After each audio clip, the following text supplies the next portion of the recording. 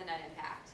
We're going to be talking about search engine optimization, and I think a great starting place is to distinguish the difference between search engine marketing, or SEM, and search engine optimization, or SEO. Search engine optimization is actually a part of search engine marketing. And so search engine marketing can encompass a lot of other tactics that don't fall under SEO, like PPC and display ads. There are also many facets to SEO as well, and it's important to know what those facets are. We have keyword research, metadata, and a variety of other things. Today we're going to be focusing strictly on metadata, but I wanted to include keyword research because it's extremely important not to start filling out your metadata before you've executed a really well thought out and well researched keyword research campaign. And we can talk all about that at the Net Impact. We know a lot about keyword research, and we can definitely help you with that as well. But today let's dive into metadata.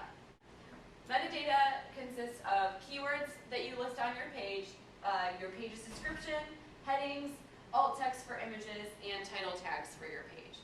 Now it's important to know that all this metadata is behind the scenes. If you're looking at a web page, you will not see any of this metadata actually rendered on the page that the consumer or that your web visitor sees. It's all in the background, and it's all for the search engines.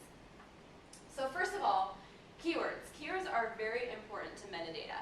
You want to make sure that after you do your keyword research, you're applying the best keywords that are focused to your page, not too broad, not too overly specific, and you want to make sure that you use a lot of those to attract visitors to your page.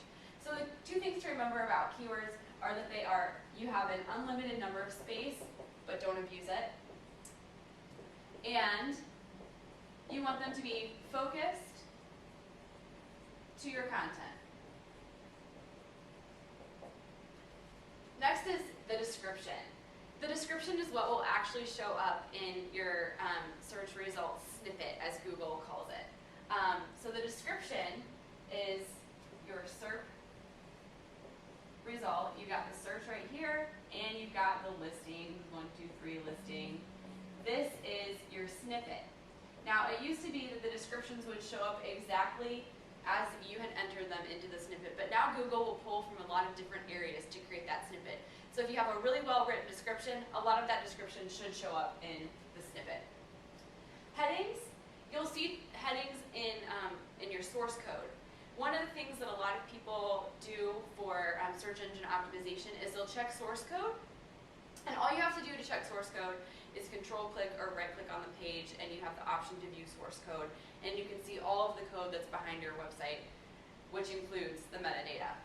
So headings will be listed in your source code as H1, H2, H3, and these are all really important because they basically tell Google what the hierarchy of your content is. An H1 is more important than an H2, is more important than an H3.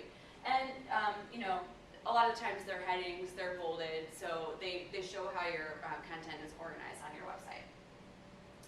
We also have alt text for images. There's a little debate about how to do alt text, and I know even among the team here we might have a little disagreement about what exactly alt text should be. But let's say you've got a picture right here, and we're gonna, don't judge my art skills, but we have a tree with a sunrise in the background. Well, typically alt text is supposed to describe exactly what that image is. So it's basically describing the image, it's not giving any additional information about it. So you have, the alt text would be, tree at sunrise. Now, a lot of times there's a deeper meaning to that image than just what it shows in the physical sense. And so there's also another metadata field that you can add to an image. It's the long description field. And in the long description field, you can provide more info about that picture. So maybe this is a tree at sunrise right before a rainbow appeared over the Grand Canyon. That would be where you can add content that would maybe connect that image specifically to the content on your page. Title tags. This is a big one. A lot of the search engines will use different lengths of title tags, but you want to keep your title between 60 to 70 characters. And you might want to do a little research on these. There's a lot of speculation that title tags are changing, that Google is changing how they create title tags for pages. Typically, title tags were given a lot of weight in search engine rankings, and they were used to basically determine the content of the page. But now there's evidence that Google is possibly creating title tags with additional information from H1s and descriptions. And they may be updating title tags or adding title tags where there were not title tags before. So there's a lot of discussion going on in the SEO community about that right now. And some companies will create title tags for their pages and they'll render exactly as they listed them, and other companies will create title tags and they'll show up slightly different than how they had them on the page, or even completely different. So that's sort of a controversial item right now, but just keep your eyes open to see how that discussion progresses. What else is there?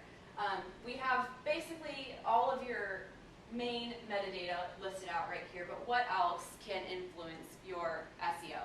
Well, because of how Google is now creating new snippets, it's increasingly important to make sure that you have good content on your page and make sure that you have a great website information architecture.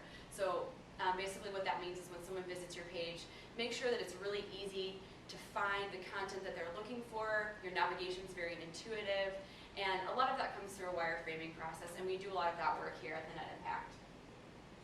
Other things you might look at are ADA compliance for those with disabilities who might be looking at your website. A big part of that is having your alt tags filled out, but there's also a lot more that goes into ADA compliance as well. You want to make sure that you are minimizing your validation errors as well. So if you have a 404 error, page not found, you want to make sure that you're going through and checking your website and that all of your links lead to a good page, and that everything's well connected on your website. Finally, your URL. That's probably one of the hardest things to change because you have to register a new domain.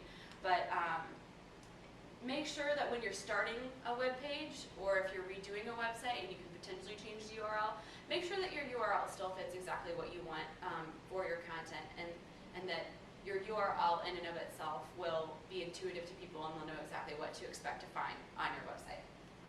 That's about it for our discussion of search engine optimization. If you need any additional assistance with search engine optimization or search engine marketing, please contact the Net Impact. We'd be happy to help.